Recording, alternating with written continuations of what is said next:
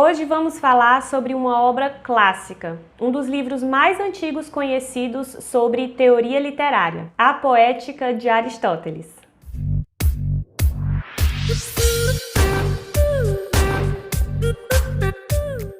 A Poética é uma obra de grandíssima envergadura e a gente vai perceber ao longo desse vídeo que o quanto aquela teoria que está escrita ali influencia as artes cênicas, as artes literárias, inclusive o cinema ainda hoje. Esse livro é apenas um fragmento. Alguns estudiosos dizem que existe uma outra parte dele, mas que se perdeu com o tempo. E é importante a gente saber que ele foi um livro escrito do Aristóteles para os seus alunos no liceu, que era a sua escola. Por isso que a obra estabelece normas e origem da arte poética. Aristóteles categoriza vários elementos da arte literária nesse livro, falando inclusive sobre gêneros diversos como a epopeia, a comédia, mas o tema que ele fala mais, o gênero que ele aborda mais, que é o que a gente vai falar nesse vídeo, é a tragédia. Primeiro a gente tem que entender por que Aristóteles dá tanta atenção à tragédia na poética. A tragédia era parte essencial do mundo grego na antiguidade e as suas origens remontam a uma função ritualística, pois começou como um culto ao deus Dionísio. Inclusive, além da função ritualística, a tragédia também vai ganhar um papel político e educativo no estabelecimento da democracia ateniense. Então, entendida a importância desse tema para Aristóteles, vamos entender o que de fato é tragédia para ele. Aristóteles definia a tragédia da seguinte forma: é, pois, a tragédia imitação de uma ação de caráter elevado, completa e de certa extensão, em linguagem ornamentada. Imitação que se efetua não por narrativa, mas mediante atores, e que, suscitando terror e piedade, tem por efeito a purificação das emoções. Segundo Aristóteles, a essência do texto poético está na mimesis. E esse termo aqui a gente já viu no nosso primeiro vídeo dessa série sobre beleza, arte e filosofia, que era o vídeo que falava sobre Platão. Mesmo assim, vamos relembrar. Mimesis significa representação ou imitação. E o mais interessante é que nesse livro, Aristóteles meio que vai indiretamente dar umas respostas discordantes sobre a perspectiva de arte para Platão.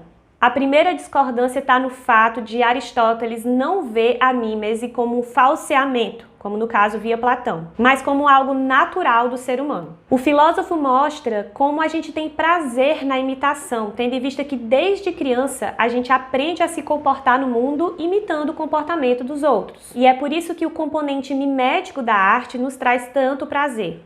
Por exemplo, a gente sente prazer assistindo filmes que mostram sobre guerras ou assassinatos, mas dificilmente a gente sentiria prazer vendo essas cenas na vida real. Outro ponto é que a tragédia imita as ações humanas, no entanto, as ações mais elevadas. Enquanto a comédia, por exemplo, imita as ações mais baixas porque representa as coisas ridículas do nosso cotidiano. E essa elevação é comprovada pelo efeito que a tragédia busca: levar o público a sentir pavor ou compaixão. Para alcançar isso, o mito, ou seja, a história que vai ser contada, o enredo, deveria conter alguns elementos estruturantes. O primeiro elemento é a verossimilhança. Por mais que os eventos contados pela narrativa trágica fossem fictícios, era necessário que esse evento tivesse alguma relação com a realidade, ou seja, que fossem acontecimentos plausíveis. O segundo elemento é a necessidade. Os eventos da história deveriam ter uma relação de necessidade um com o outro. Isso construiria uma unidade para a narrativa trágica. Aristóteles também mostra a necessidade da tragédia conter início, meio e fim, a fim de criar essa unidade aí que a gente está falando. E aqui chegamos aos últimos elementos importantíssimos: o reconhecimento e a reviravolta. Basicamente, esses elementos são essenciais para provocar o clímax da história. O herói da narrativa deve ter um caráter elevado. No entanto, ele também deve cometer erros. Só que esses erros devem ser cometidos por ignorância e não de forma proposital. Isso traz uma relação de identidade com o público, porque ninguém suporta alguém perfeito, mas também ninguém gosta de quem faz o mal de forma proposital. Então, existe um momento dessa história em que o herói reconhece, ou seja, toma conhecimento sobre o seu erro. Quando, por exemplo, Édipo, da tragédia de Sófocles, toma conhecimento que matou seu pai e fez sexo com sua própria mãe. E junto com o elemento do reconhecimento está a reviravolta, ou como a gente chama hoje, o plot twist. Aquele momento que a história toma um caminho inesperado e todo mundo faz...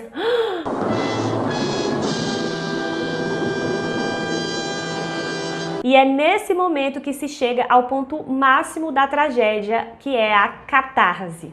Catarse é um termo que vem do grego e significa purificação. Então, quando a gente sente terror ou compaixão por conta dessa narrativa, dessas peripécias e reviravoltas, esses sentimentos provocam uma espécie de limpeza. Essa noção de limpeza, ela vem do conteúdo ritualístico da origem da tragédia grega. Mas alguns estudiosos dizem que a catarse falada ali por Aristóteles, nesse livro da Poética, também tem um sentido de limpeza intelectual. Ou seja, ao ver o erro do personagem, a gente se depara com a condição humana contraditória.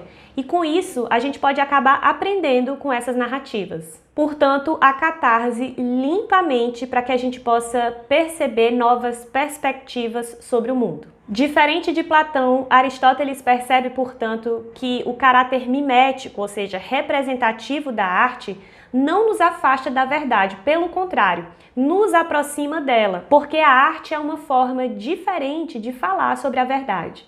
Então, além das muitas contribuições que a obra poética do Aristóteles trouxe para o aspecto normativo das artes literárias e cênicas, ele também abre espaço para a gente perceber o conteúdo de verdade da arte e o seu poder na nossa transformação enquanto indivíduos.